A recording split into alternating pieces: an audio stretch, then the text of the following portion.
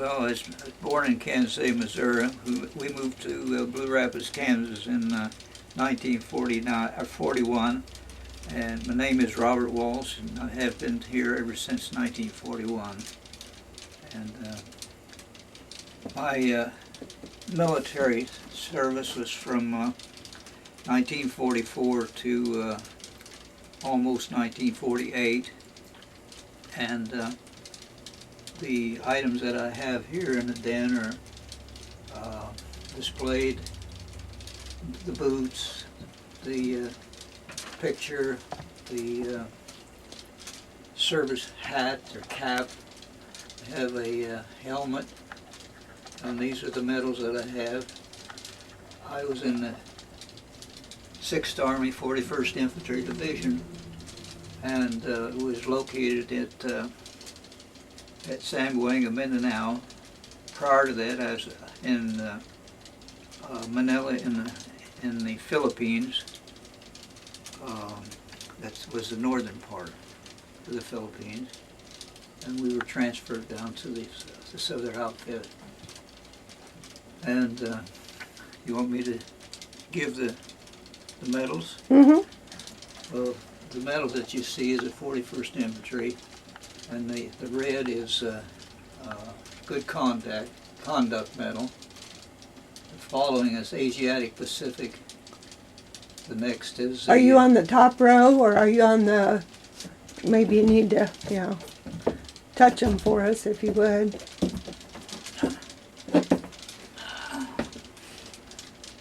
This is a division, 41st Infantry Division. This is the Good Conduct, the Asiatic Pacific, World War II, occupation of Japan, and then this refers to the 1st Infantry in Europe after I got over into Europe. That's the occupation of Germany. This is the Philippine liberation. This is the 50th anniversary of World War II. And this is the Cold War medal. It's for anyone past or that followed in the service from September of 1945 on up to, I don't know what the limitation was. But and these are the citations that we have for the training.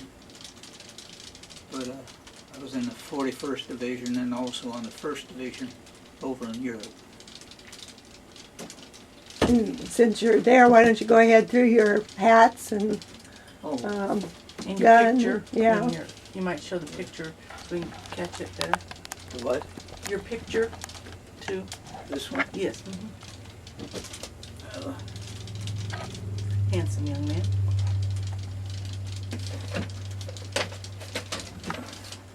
This is when I went into basic. I'm getting a glare. Can you tip the top a little bit? There, that looks, there it looks pretty good. Okay. And you took your basic training where? At Camp Hood, Texas.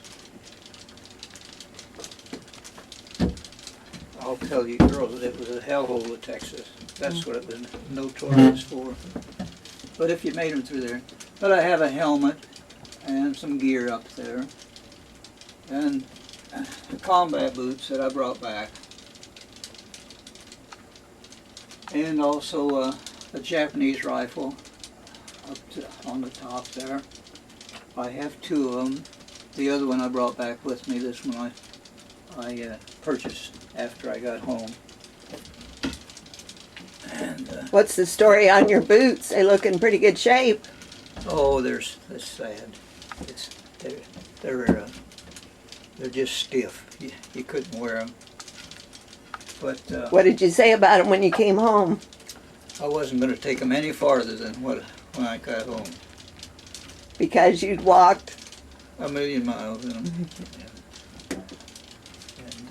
And then I have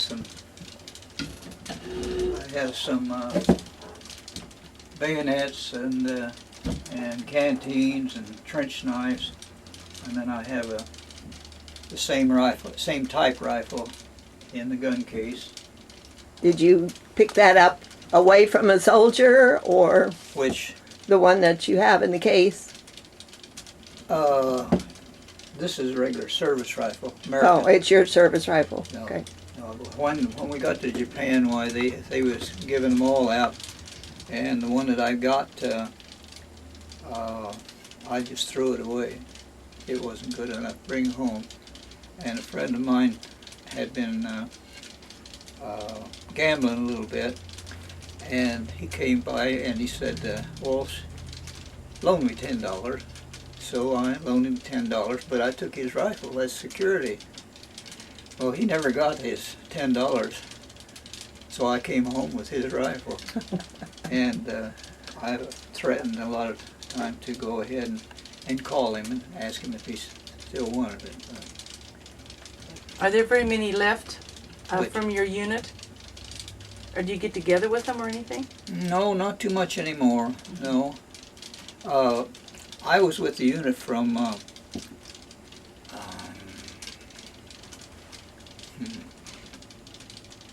Helena, Montana. That's where the 41st Infantry was assembled at first. They were assembled prior to the time of the Second World War. They were a National Guard unit. And so I still communicate with those people. But so many of them I really didn't know too well. Mm-hmm. Because the fellows that I was in service with prior to that, they all went to Hawaii and stayed over there driving trucks and detail. And I ended up going over where it was a little bit warmer country. Now, there's a picture up there above your guns and an old car. Is that Oh. your house? Or a house you lived in? This is a house on Union Street. That's Ivan Hula and I sitting on the rock pedestal out front. Okay. There was a horse tie down in a buggy. Oh, boogie Steps. steps. Mhm. Uh-huh. And I bought this new car. Well, I had a new car. It's 53 Plymouth, and I built all of the Continental kit On the back. and put it on. So whose house is that? It's up on Union, and is it It's still? right behind Rudy Brokey's place. First one north. Okay. And I was there for 13 years. Mm-hmm. And then I bought a place down at Ivan Hula's place there on where Melvin Merrill's was, or is. She still lives there. Mm-hmm. But I have my uniform, still have that. Trousers. And this is a service coat. It's what was prior to Eisenhower jacket. Oh yeah, we heard about that Eisenhower jacket. They were shorter, weren't they? Well, there's one right behind beside. Oh yes, it is. Mhm. Yeah. They saved on material, plus they encouraged the Oh, people to stay trim, is the well, story we heard. but the thing it was a better fit for when you were crawling around. Oh, rather than the longer tailed ones? Yes, Mhm. and this was usually just a parade uniform, Oh. Mhm. and it has also has a belt that went around the waist. And here's this, That's the 6th Army and and in the his 41st Division on frame. the other side. Now And what? Oh, that picture, I was sitting in a wheelchair, and the girl came through, and she was drawing pictures for us. Mm. She was from town. I think it was an assignment for the studio that she worked at. So she drew that for me, and I had it in that folder right there for over 50 years and never opened it until about 3 or 4 years ago when I got everything together. uh-huh. And all those medals, there's a listing behind the door there of all the medals that's been issued in the military. Oh, you have like a chart of them or Yeah, something? it's- Oh, okay, wow.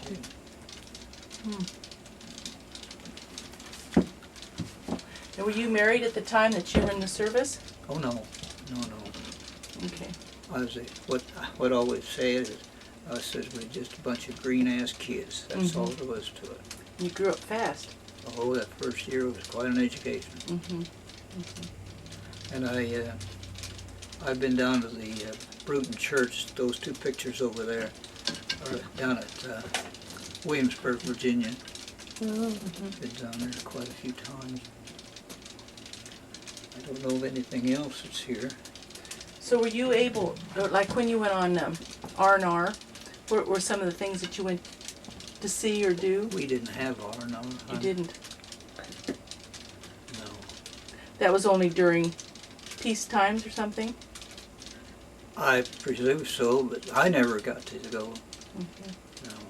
I took off a few times over in Manila, and I got some pictures and some other stuff. But I wrote my own pass. I was kind of like a company clerk, so I went to town. But what happened was I had to get on one of these 6x6 trucks and take off for town. And coming back, maybe I come back in one of those Army ducks, amphibious trucks, and I wasn't supposed to be going anyways, but I went anyways. And there was no specialty of any kind. And when you got home, you didn't get a parade like some of them got at first, and it kind of tapered off. And in fact, I almost had a hard time getting a ride from town down to, well, we lived right up the hill where Balls are right now. Mm-hmm. We had 4 acres, or 7 acres there, I guess it was.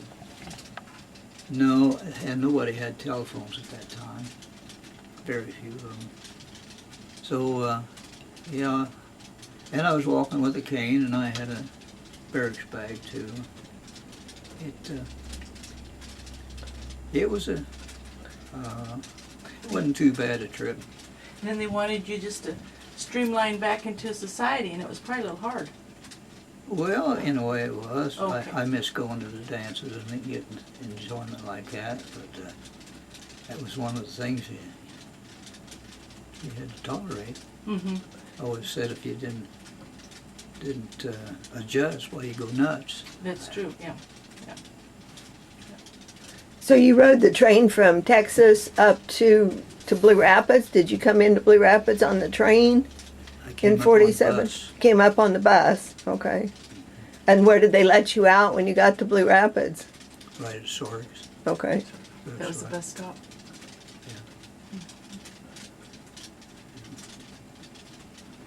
Nobody had any money, nobody had cars to speak of. If they had cars, they didn't have money to spend for gasoline at about 18 cents a gallon. Did you ride home to your folks quite often, or? Oh, I wasn't able to for a long time. Okay. Yeah, Because you mean where you were, where you were located, the situations you were in, you were unable to write to them? well, yeah, it took months and months of skin grass. And I was, like I say, I was down in bed for months and months. Mm-hmm. And when I got hurt over in Germany, why, it was a long time before I could even do anything. But they flew me back. Mm. What caused the injury? Power line of some type. Oh. I don't know whether it was for electric trains. They did have a lot of electric trains there, but there's a lot of us on top of the train trying to get warm because we going through the mountains prior to that, and it was cold. And some boy threw a rock and it hit the telephone line or insulator and come back on the train and broke the glass. And it was cold that night. And we about froze inside there. Mm. So we were all on top of the train. On top of the train. Yeah, that's the only sunlight that was available. Oh. So we was up there trying to get warm. And then you had something electrical happened then. Yes. Yeah. Yes. Mm. Mhm. And all of you got hurt or injured? No, just two. Oh. Just two of us. Mm-hmm. Yeah, and I oh, arm was paralyzed for a long, long time. Mm-hmm. A lot of therapy. Oh yeah. Yeah, it tests your disposition, I can tell you that. One to sit there and one here. Okay.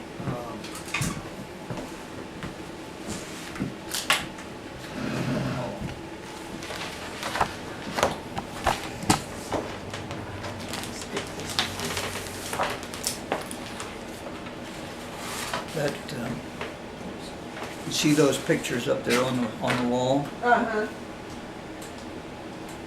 Oh yeah. Let me show you. Let me have that. This one? Okay.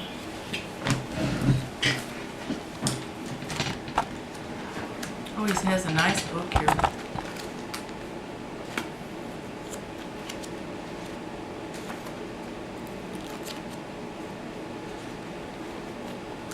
This publication from Helena, Montana, and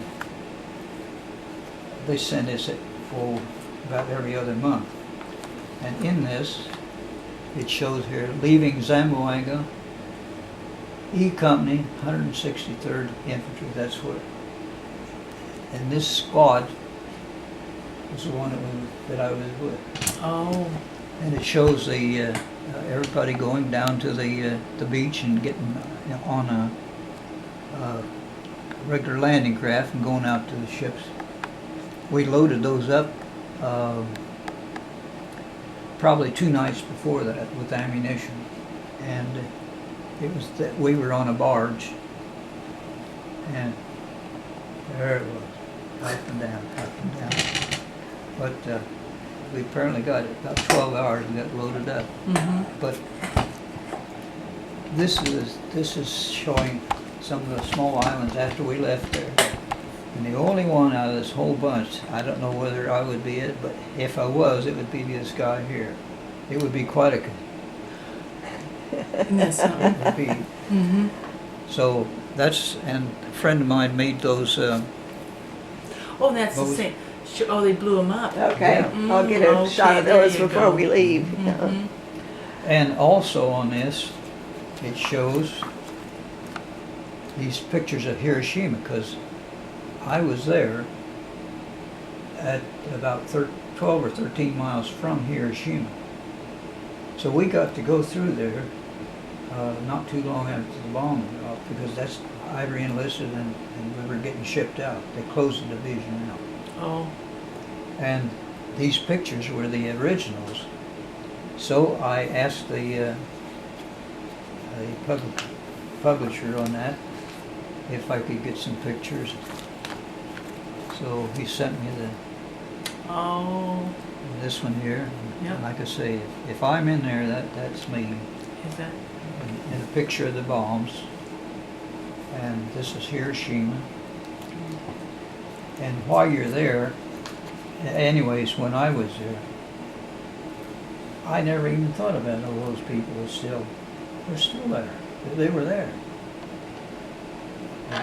No, that's true. Yeah, that's true. They wouldn't have time to dig them out. They had sick people there to take care of them. So hard telling how many thousands was in that. But anyways, you don't think of those things until later. And then this is some of the pictures of the Japanese, was kind of patrolmen with 2 GIs, and this is their headquarters. And like I say, this 41st is where they deactivated, so I re-enlisted and come back home and was shipped over to Germany. You mean you were saying that the people they were buried under the rubble, is what you're Yes, saying? Yes. Did you have a feeling or No, a stench or a... No. not even an inkling. Oh, yeah. I had no remorse or anything about dropping that bomb. Because had we not, I wouldn't be here today. That's true. 60% casualty. When would it have been that you were back? When would it have been that you were at Hiroshima? Well, it would have been in 1945, about, I think I've got a regular diary, small diary, but it was only about, let's see, it was August 6th. I had my 19th birthday going to Japan.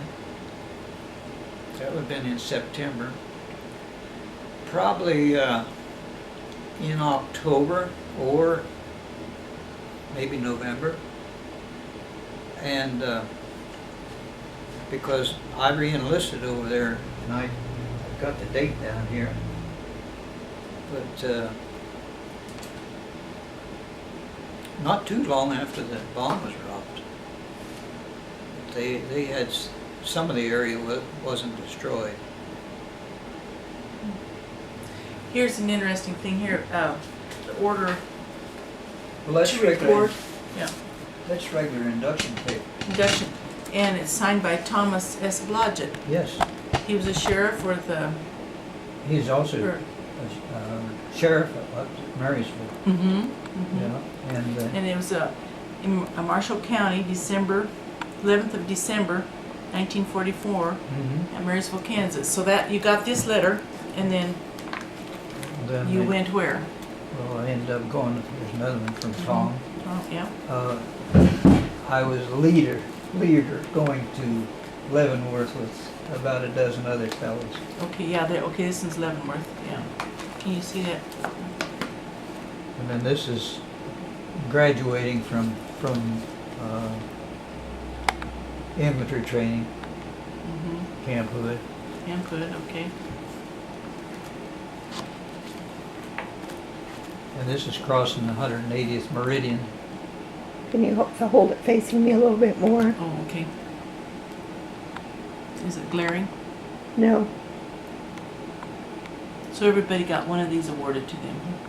Yes, when you cross the 180th meridian, Mm-hmm. and then this is free bill for them. They just Sure. That's all.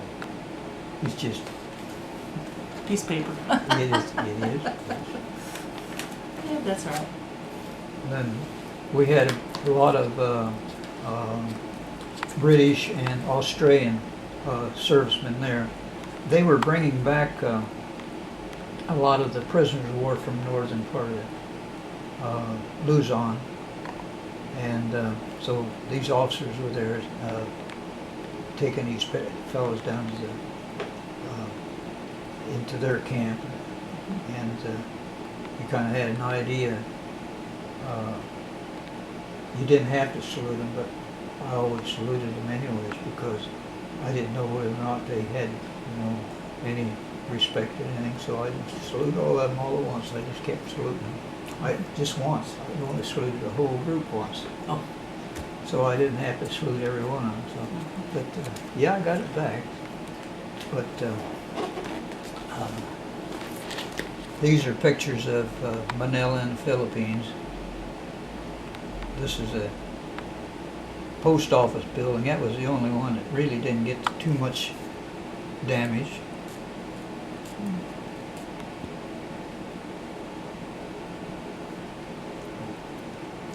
What were your thoughts of the prisoners of war over at Camp Concordia? Oh, see, I lived there for a long time. At Concordia? Yeah, 20 years. Okay. There was a lot of good ones and there was a lot of bad ones. And these are all pictures of Manila. Mm-hmm. It was a beautiful city one time. The Japs See, it was supposed to be an open city. The emperor said that's what it'll be like, as an open city, just like Paris. And he didn't. It had to blow the buildings off. An open city meaning what? What's that term mean? No military. No military. Oh, okay. That is the military control, and yeah, it's. Okay. In other words, they didn't have to resist anything. They blew up the bridges, and they pushed those Bailey bridges across. This is one of the churches, and then this is an observation tower, or observation point in the old what they call the wall city. It had a whole ring around this old city, and I went down inside that one day, and I got to look, and there's some shoes there, and there's some other stuff, see, and I thought, Robert, get the hell out of here. Okay, so that meant. So I got out of there. Yeah, I You didn't might know. have. I didn't know if anybody else was down there. I was going back to camp.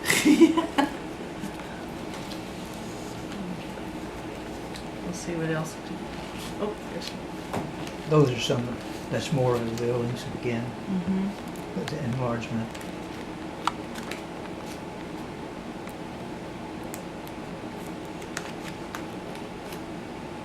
This building, I use that for a landmark so that I could tell where I was, so I could get back to camp.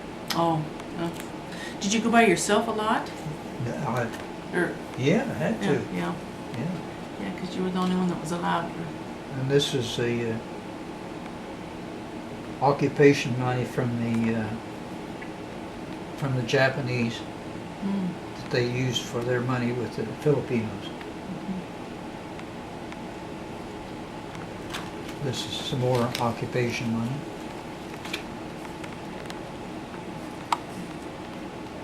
Just like.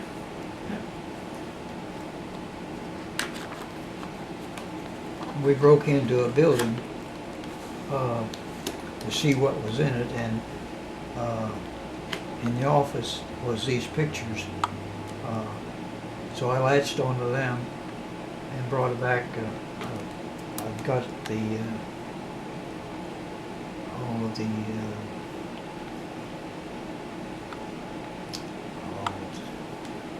kind of like a small chest. Oh, okay. I brought it all back with me. And these happen to be in there. Geisha girls. And I guess those costumes were very, very expensive even then. Well, They were silk. most of them weren't bought. Most of them were bartered. If you had a carton of cigarettes, you could buy anything you wanted over there. If you had a few cigarettes, a package of cigarettes, you could buy a lot of things.